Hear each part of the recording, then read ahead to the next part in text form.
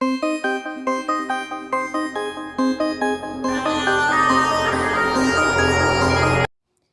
Dear student, कैसे हो आप सभी लोग। मैं हूं डीआरएक्स देवेशपाल और आज की क्लास में आपका बहुत बहुत स्वागत है।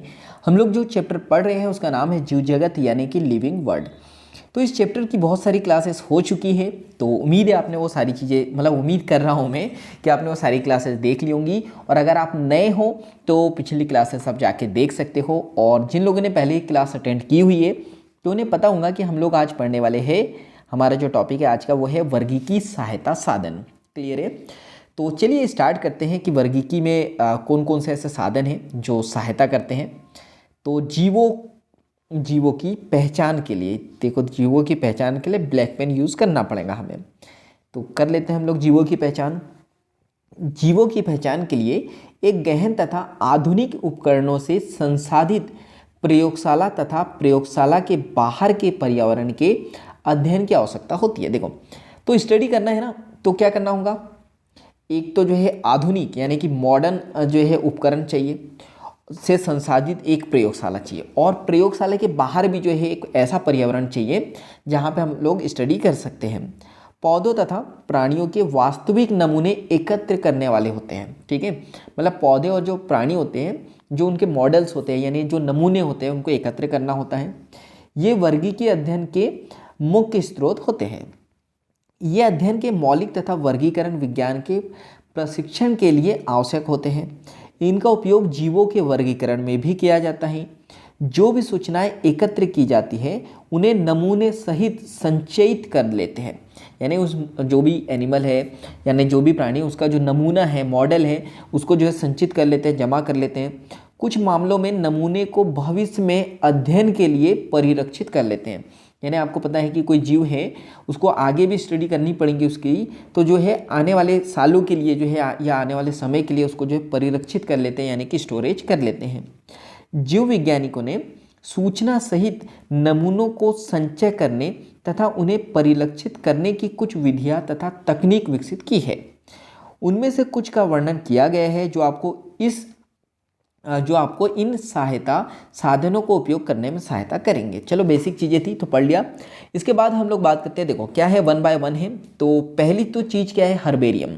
हर्बेरियम फाइल बनाई है आप लोगों ने स्कूल में? अगर बनाई है तो कमेंट्स बॉक्स में मुझे बताना कि बनाई है या नहीं बनाई है। तो क्या होता है, वनस्पति संग्रहालय में पौधों को एकत्र नमूनों को कागज की शीट पर सुखाकर दबाकर परिरक्षित करते हैं, जिसको हर्बेरियम फाइल कहते हैं। तो आपने देखा होगा कि हर्बेरियम फाइल को जो है ना, क्या करते हैं, जो पौधे होते हैं उनके जो नमूने होते हैं, यानी कि जो भी पेड़ की जो पत्तियां होती है, कुछ भी होती है, तो उसको कागज़ की कागज़ की सीट पे जो है सुखाकर और दबाकर लगा दिया जाता है। इन सीटों को विश्वव्यापी मान्य वर्गीकरण प्रणाली के अनुसार व्यवस्थित करते हैं। ये नमूने सूचना सहित भविष्य में अध्ययन के लिए वनस्पति संग्रहालय में सुरक्षित रहते हैं, यानी भविष्य में अगर आपको स्टडी करनी है तो उसके लिए रहते हैं। हर्बेरियम की सीट पर एक लेबल लगा दिया जाता है। इस लेबल पर पौधे को एकत्र करने की तिथि, यानी उस पौधे को आपने कब एकत्र किया था, किस स्थान पर पाया जाता है वो पौधा, पौधे का इंग्लिश नाम क्या है, स्थानीय तथा वैज्ञानिक नाम क्या है, ये सारी चीज़ें लिखनी होती थी। उसका कुल क्या है, एकत्र करने वाले का नाम क्या है, किसने उस पौधे को लाया है यहाँ पे, किसने एकत्र किया है, और हर्बेरियम वर्गीकीय अध्ययन के लिए तत्काल संदर्भ तंत्र उपलब्ध कराता है। ठीक है, तो समझ में आ गया होगा आपको हर्बेरियम क्या होता है, कि जो भी पेड़ होता है उसके जो भी पत्तियां होती है, जो भी पार्ट्स होते हैं, उसको सुखाकर दबाकर हम लोग सीट पे लगा देते हैं, और क्या करते हैं, कागज़ पे एक लेबल लेते हैं और तिथि लिख देते हैं, स्थान लिख देते हैं, नाम वगैरह वो सारी चीज़ें लिख देते हैं। ठीक है, ये समझ में आ गया हर्बेरियम। इसके बाद हम लोग बात करते हैं, तो ये देखो, ये बताया गया है, ये डायग्राम दिया एनसीईआरटी मानता है कि ये वनस्पति संग्रहालय में पौधों के एकत्र नमूने। ठीक है, मतलब ये देखो यहाँ पे ये सीट है, दिख रहा होगा आपको आके चौड़ी करके देखना पड़ेगा। ये देखो यहाँ पे पत्तियाँ चिपकाई गई है, ये यहाँ देखो, यहाँ देखो, यहाँ देखो, क्लियर है, और ये अलमारी है, इसमें रखा गया है। इसके बाद हम लोग बात करते हैं बॉटनिकल गार्डन। कई बार सुना होगा आपने या गए भी होंगे, देखा भी होगा। वनस्पति उद्यान क्या होता है, तो चलो देख लेते हैं।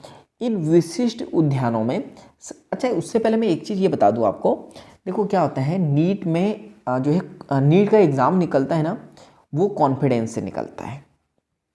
कॉन्फिडेंस होना बहुत ज़रूरी है, वरना नीट का एग्ज़ाम बहुत पढ़ के नहीं निकलता। मैंने यानी कि बहुत पढ़ाई करके या सिर्फ बहुत पढ़ाई करके जो है नीट का एग्ज़ाम नहीं निकलता है। आपके पास कॉन्फिडेंस होना चाहिए, लेकिन ओवर कॉन्फिडेंस बिल्कुल भी नहीं होना चाहिए कि मेरे को तो सब आता है। अगर आपने सोचा कि मेरे को सब आता है, इसका मतलब कि नीट का एग्ज़ाम शायद आपसे ना निकले। अब ऐसा क्यों बोल रहा हूँ, जैसे अब ये बॉटनिकल गार्डन है, म्यूजियम है, तो कुछ लोग इसको पढ़ेंगे ही नहीं, इनको लगेगा ये तो सब हमको आता है, ये तो हम पहले से जानते हैं, और ये इतना पार्ट बहुत अच्छे से नहीं पढ़ेंगे, और यहाँ से बहुत बार क्वेश्चन आए हुए हैं। क्लियर है?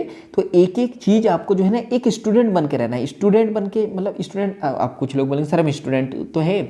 स्टूडेंट क्या होता है पता है? स्टूडेंट मान के चलता है कि मेरे को कुछ नहीं आता है, मैं सब कुछ पढ़ूंगा। क्लियर है?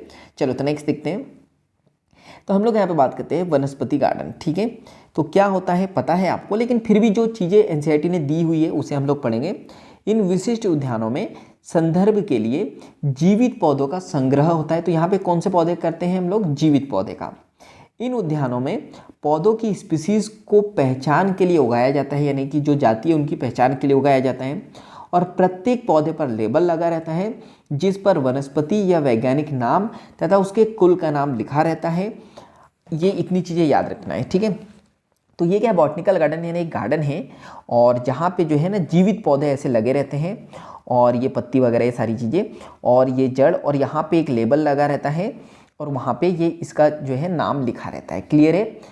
यहाँ पे लेबल में जो है वैज्ञानिक नाम या वनस्पति नाम लिखा रहता है पौधे का। क्लियर है? अब यहाँ पे ये चीज़ नहीं भूलनी है, यहाँ से बहुत ज़्यादा क्वेश्चन आते हैं, तो ये याद रखनी है आपको। ये बॉटनिकल गार्डन, प्रसिद्ध बॉटनिकल गार्डन कहाँ कहाँ पर है? क्लियर है? एक तो प्रसिद्ध बॉटनिकल गार्डन क्यों है, ये कहाँ है? इंग्लैंड में। इंडियन बॉटनिकल गार्डन आपको हावड़ा में देखने को मिल जाएगा, भारत में, तथा नेशनल बॉटनिकल रिसर्च इंस्टीट्यूट ये लखनऊ में है, और ये भी भारत में। क्लियर है? बहुत इंपॉर्टेंट है, ये क्वेश्चन आए हुए हैं।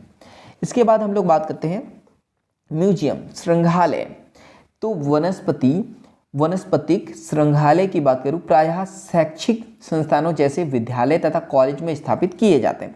तो बहुत सारे कॉलेज और अपने स्कूलों में देखा होगा कि एक गार्डन होता है जहाँ पे बहुत सारे पौधों को उगाया जाता है, और संग्रहालय में अध्ययन के लिए परिरक्षित पौधों तथा प्राणियों के नमूने वहाँ पे होते हैं।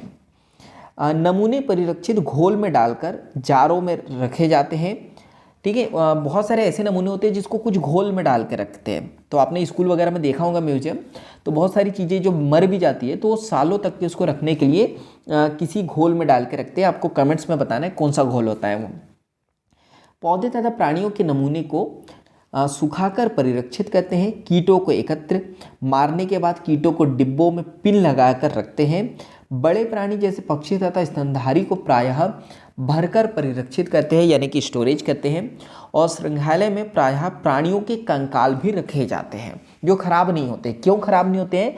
क्योंकि कोई ना कोई घोल डाल के रखते हैं। अब ये घोल क्या है ये आपको कमेंट्स बॉक्स में बताना है, या बाबा गूगल करना है, बाबा गूगल उगलेंगे और जो है आपको कमेंट्स बॉक्स में बताना है, तो मुझे पता तो चले कि आप भी स्टडी कर रहे हो।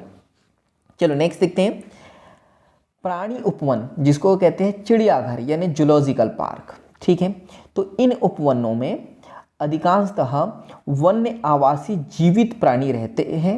ठीक है, मतलब रखे जाते हैं। इनमें हमें वन्य जीवों की मानव की देखरेख में आहार, प्रकृति तथा व्यवहार को सीखने का अवसर प्राप्त होता है। तो बॉटनिकल गार्डन जूलॉजिकल गार्डन क्या होता है? एक जंगल होता है, जंगल मानो, और ये पूरा कवर्ड रहता है।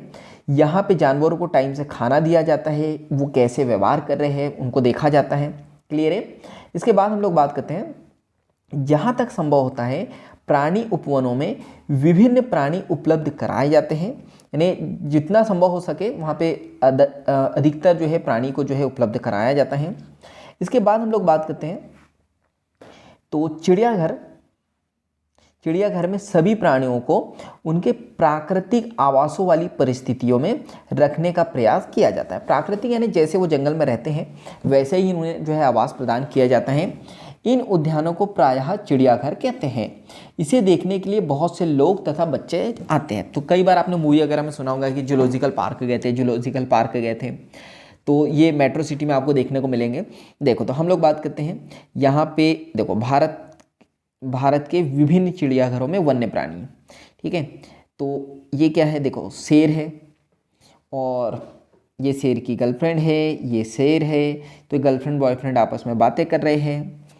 इसके बाद हम लोग बात करते हैं, ये है शेर, शेर है ये है हाथी, और ये बोल रहे हैं आ जाओ मेरे साथी। इसके बाद बात कर रहे हैं ये क्या है और ये क्या है। ये कमेंट्स बॉक्स में आपको मुझे बताना है कि ये कौन सा प्राणी है और ये कौन सा प्राणी है। आपने देखा, इसको कुत्ता मत बोलना, ये कुत्ता नहीं है या ये सुअर भी नहीं है, ठीक है। तो ये जो है मुझे बताना है कमेंट्स बॉक्स में ये कौन से प्राणी हैं। इसके बाद हम लोग बात करते हैं नेक्स्ट, कुंजी अथवा चाबी, ठीक है। तो ये देख लेते हैं कुंजी अथवा चाबी। तो यहाँ एक अन्य साधन सामग्री है जिसका प्रयोग समानताओं तथा असमानताओं पर आधारित होकर पौधों तथा प्राणियों की पहचान में किया जाता है, ठीक है। कुंजी अथवा चाबी का मतलब क्या है, ये अन्य साधन सामग्री है जिसमें समानताओं और असमानताओं पर आधारित होकर पौधों तथा प्राणियों की पहचान की जाती है। यह कुंजी विपर्यासी यानी विपरीत, ठीक है, लक्षणों जो प्रायः जोड़ों जिन्हें युग्मित कहते हैं के आधार पर होती है। कुंजी दो विपरीत विकल्पों को चुनने को दिखाती है। इसके परिणाम स्वरूप एक को मान्यता तथा दूसरे को अमान्यता प्राप्त होती है। कुंजी में प्रत्येक कथन मार्गदर्शन का कार्य करता है। पहचानने के लिए प्रत्येक वर्गीकी संवर्ग जैसे कुल, वंश, जाति के लिए अलग वर्गीकी कुंजी की आवश्यकता होती है। देखो यहाँ पे हम लोग बात करते हैं कुंजी, आप समझते हो कुंजी यानी ताले की चाबी। देखो यहाँ पे लिखा है ताला या तो चाबी, ठीक है, या तो आप अपने साथ ताला ले जाओगे या तो चाबी ले जाओगे, वही चीज़ है। तो यहाँ पे भी बोला गया है दो चीज़ें, ठीक है, दो विपरीत चीज़ है। तो अब यहाँ पे एक को चुना जाएगा, मतलब एक को मान्यता मिलेंगी और दूसरे को मान्यता नहीं मिलेंगी। और कुंजी में जितने भी कथन दिए गए हैं ना वो एक मार्गदर्शन का कार्य करते हैं। और यहाँ पे कुल, वंश, जाति इन सब की जो है पहचान के लिए एक कुंजी होती है। क्लियर है। चलो नेक्स्ट देखते हैं। इसके बाद हम लोग बात करते हैं, ये मोस्ट इंपोर्टेंट, देखो लास्ट का ये पैराग्राफ यहाँ से क्वेश्चन आए हुए हैं।